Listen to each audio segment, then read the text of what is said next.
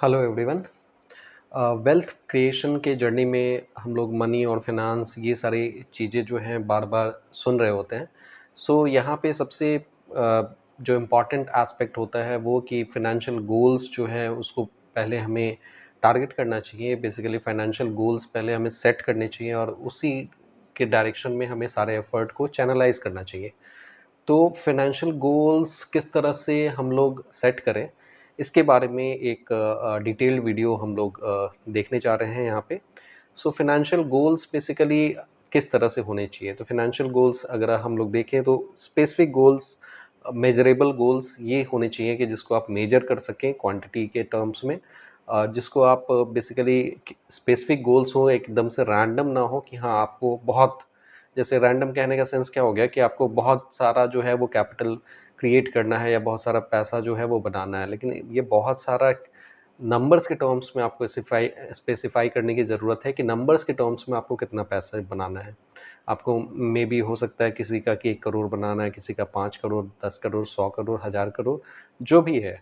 आप जो है अपना जो है स्पेसिफिक नंबर्स ज़रूर वहाँ पे रखें, सो दैट कि ये आपको समझ में आएगा कि आपका टारगेट जो है फाइनेंशियल गोल्स कितना स्पेसिफिक है, कित मेजरेबल है या नहीं है, अचीवेबल है या नहीं है। ये सारे जो है इन सब चीज़ों के एनालिसिस के साथ ही आपके जो गोल्स हैं, फाइनेंशियल गोल्स जो हैं वो होने चाहिए। अब जो फाइनेंशियल गोल्स हैं वो उनको हम किस तरह से कैटेगराइज़ करें? तो नॉर्मली हम लोग इनको ईयर के हिसाब से या फिर ये कहें कि शॉर्ट टर्म, मिड टर्म और लॉन्ग टर्म के हिसाब से हम लोग इसको कैटेगराइज़ करने की अ, करके रखने का प्रयास करते हैं। नॉर्मली शॉर्ट टर्म में किस तरह के बेसिकली आपके फाइनेंशियल गोल्स होने चाहिए?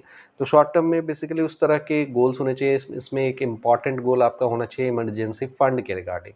इमरजेंसी फंड, ये जैसा कि नाम है, ये उस एस्पेक्ट के हिसाब से होना चाहिए कि अगर कोई अनफॉर्चुनेट सर्कमस्टांस इस तरह से क्रिएट होता है जहाँ पे आपका जो इनकम जनरेशन का जो सिस्टम है वो टेम्पररली हॉल्ट पे अगर आ जाता है, आप टेम्पररली कोई एडिशनल इनकम सोर्स जनरेट नहीं कर पा रहे हैं, इन दैट केस आपको करना ये चाहिए कि एक इमरजेंसी फंड क्रिएट करके रखें। आपका सबसे पहला गोल इनफैक्ट यही होना चाहिए शॉर्ट टर्म गोल के हिसाब से कि आपको 3 टू 6 मंथ्स या 6 टू 12 मंथ्स टाइप से आपका इस तरह से आपका फंड क्रिएट होके एक्युमुलेट करके आप रख सकते हैं लोएस्ट रिस्की एसेट्स में, जहाँ पे बेसिकली ये जो फंड आप इसको इस तरह से रखें कि सो दैट कि अगर आपका इनकम सोर्स एकदम से ख़त्म भी हो जाता है तो एक तरह से आपको कुछ टाइम का कुशन मिल जाए, कुछ टाइम आपको मिल जाए, 6 से 12 महीने टाइप से, सो दैट कि आप उस ड्यूरेशन में कुछ ना कुछ आप बेहतरी के लिए प्रयास कर पाएँ। तो एक तो शॉर्ट टर्म गोल्स में हमें इमरजेंसी फंड को ज़रूर रखना चाहिए। शॉर्ट टर्म गोल्स यहाँ पे नॉर्मली हम लोग ये मान के चल रहे हैं कि लगभग 5 साल के आसपास का जो है ये हमारा टाइम होरिजन है, वो हम लोग सोच के इस पे काम कर रहे हैं।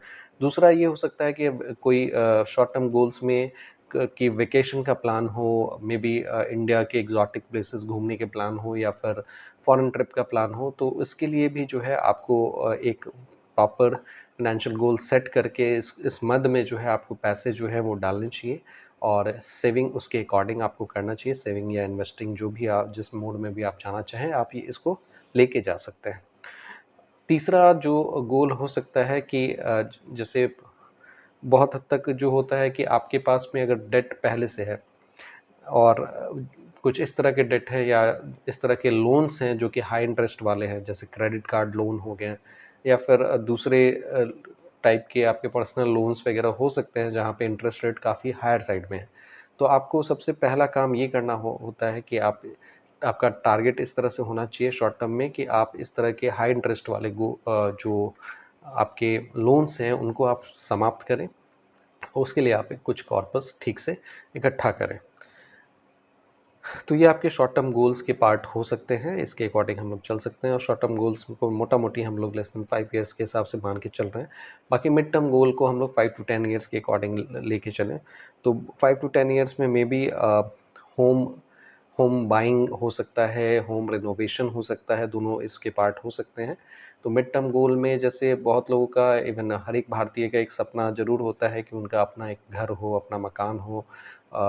तो मकान खरीदना या फ्लैट खरीदना जो है ये बहुत ही बड़ा इन्वेस्टमेंट डिमांड करता है। तो ऐसी सिचुएशन में जो है कि आपको जो है एक ठीक-ठाक सा जो अमाउंट है या आपका फाइनेंशियल गोल इस तरह से होना चाहिए सो दैट कि आपका ये गोल जो है वो सैटिस्फाई हो पाए। So mid mid term goal में आप इसको रखना चाहें तो रख सकते हैं, या फिर आपके पास में ऑलरेडी अगर पहले से मेबी पुश्तैनी कोई मकान है या फ्लैट है और आप उसको रिनोवेट प्रॉपर वे में कराना चाहते हैं, सो उस केस में भी जो है ठीक-ठाक साइज़ेबल फंड का रिक्वायरमेंट होता है। तो उसके लिए भी जो है आप मिड टर्म के अकॉर्डिंग जो है प्लान कर सकते हैं, अपने अपने फाइनेंशियल गोल में उसको रख सकते हैं और अकॉर्डिंगली जो है आप कंट्रीब्यूट कर सकते हैं सो दैट कि 5 टू 10 ईयर्स में एक ठीक-ठाक कॉर्पस जनरेट हो जाए और जिसका इस्तेमाल आप हाउस या हाउस बाइंग या हाउस से रिनोवेशन के लिए आप कर पाएँ। मिड टर्म गोल में आप कार बाइंग भी रख सकते हैं। जैसे-जैसे डिस्पोजेबल इनकम बढ़ता है, आप मेहनत करते हैं, आपकी मेहनत रंग लाती है और आपके पास में फंड जो है जब आना शुरू हो जाता है, तो उस केस में क्या होता है कि बहुत सारे लग्ज़री आइटम्स की तरफ में जो है रुझान ऑटोमेटिकली जाता है। वैसे आज के डेट में बहुत हद तक जो है कार जो है आप कह सकते हैं कि बहुत सारे केसेस में वो नीड का पार्ट हो चुका है। स्पेशली जहाँ पे बिगर फैमिली है और बहुत सारे लोगों को इकट्ठे ट्रैवल करना होता है। इन दैट केस आप कह सकते हैं कि कार रखना जो है एक मतलब आप कह सकते हैं इकोनॉमिक ऑप्शन के तौर पे भी कंसीडर किया जा सकता है। तो एनीवेज़ बाइंग अ कार जो होता है, कार को भी बाई करना एक ठीक-ठाक इन्वेस्टमेंट वाली बात होती है।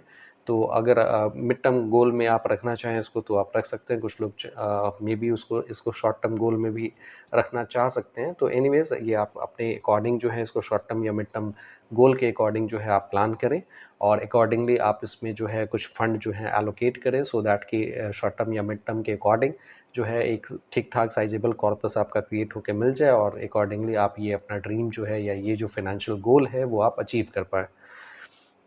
इसके अलावा मिड टर्म गोल में आप एजुकेशन एक्सपेंसेस ये सब भी इसमें इंक्लूड करके रख सकते हैं। अब जैसे बहुत लोगों का होता है कि चिल्ड्रन एजुकेशन के लिए जो होता है लोग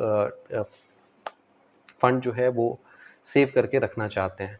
इनफैक्ट ये इस हिसाब से भी ट्रू है क्योंकि बहुत सारे जो टेक्निकल या प्रोफ़ेशनल कोर्सेज़ जो होते हैं आज के डेट में वो काफ़ी कॉस्टली हैं, आने वाले टाइम में वो और ज़्यादा कॉस्टली ही रहेंगे। इंजीनियरिंग, मेडिकल, मैनेजमेंट, ये सारे जो कोर्सेज़ हैं दिन पर दिन जो है इनके चार्जेज़ आप समझें कि ये बढ़ते हैं और वैसे केसेस में जो होता है कि अगर आप चिल्ड्रंस जो आपके हैं उनको अगर आप बेस्ट एजुकेशन देना चाहते हैं, वैसे भी हर एक पैरेंट जो होता है वो चाहता है कि अपने बच्चों को बेस्ट जो फैसिलिटी है वो उपलब्ध करा पाए। इंडियन पेरेंट का यही एक तरह से मेंटालिटी हर वक्त रहता है। तो वैसी स्थिति में चाइल्ड एजुकेशन जो है उसको आप मिड टर्म फाइनेंशियल गोल में आप रख सकते हैं और चिल्ड्रन एजुकेशन के लिए आप जो है जो अभी के हिसाब से आप जो भी देख रहे हैं उसमें इन्फ्लेशन को ऐड करते हुए आप एक एक पर्टिकुलर कॉर्पस जो है वो आप रखें। क्योंकि कुछ केसेस में हो सकता है कि कुछ पेरेंट्स के प्लान हो कि वो अपने बच्चों को फॉरेन कंट्रीज़ में भेजें हायर एजुकेशन के लिए, तो डेफ़िनेटली बाहर भेजना जो है एक ठीक-ठाक कॉस्टली अफ़ेयर होता है।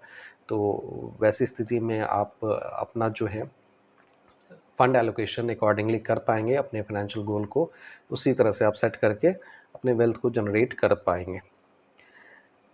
तो ये सारे जो हैं हमने short term goals financial goals के बारे में बात कर लिया, मिड टर्म फाइनेंशियल गोल्स के बारे में बात कर लिया। अब हम लोग बात करते हैं लॉन्ग टर्म फाइनेंशियल गोल्स की।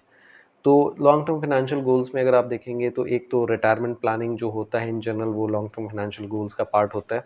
इंडिया में ज़्यादातर केसेस में अगर आप देखेंगे तो जो नौकरी पेशा लोग जो होते हैं वो जो हर महीने पेचेक टू पेचेक चलते हैं, एक ठीक-ठाक जो है इनकम जो है लोगों के पास में आता है उसका एक सर्टेन पोर्शन जो है लोग सेव करने का हर संभव प्रयास कर रहे होते हैं।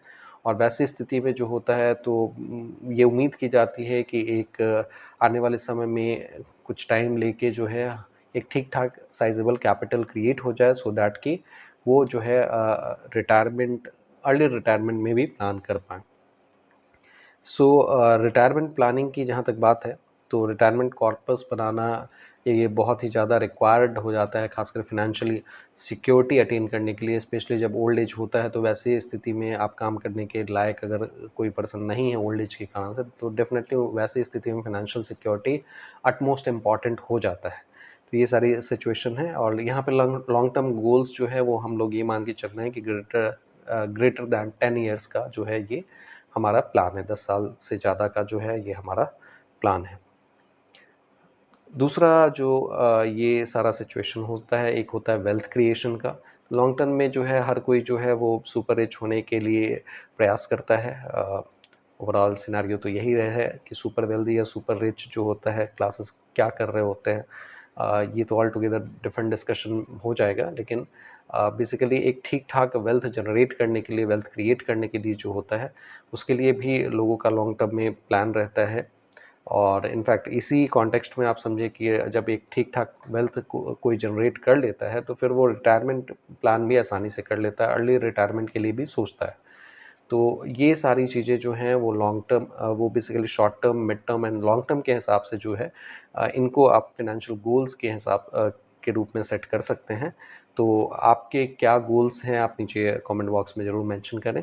यहाँ पे जो है कुछ हमने फाइनेंशियल गोल्स के बारे में डिस्कशन किया है। आप अपने अकॉर्डिंग अगर कुछ फाइनेंशियल गोल्स ऐड करना चाहते हैं तो आप यहाँ पे feel free to add that.